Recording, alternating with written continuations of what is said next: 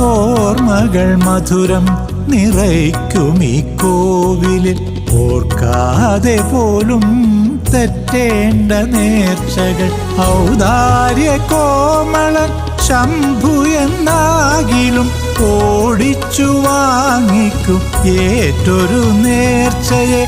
ഔദാര്യ കോമളൻ ശംഭു എന്നാകിലും ഓടിച്ചു വാങ്ങിക്കും ഏറ്റൊരു നേർച്ചയെ. ഏറ്റു നിൻ ദുരിതങ്ങൾ എന്നേറ്റു പറയുന്ന ഏകദൈവം എന്നും പരമേശ്വരൻ.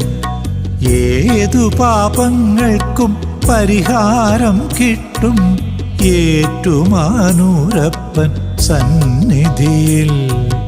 ഏറ്റു നിൻ ദുരിതങ്ങൾ എന്നേറ്റു പറയുന്ന ഏകദൈവം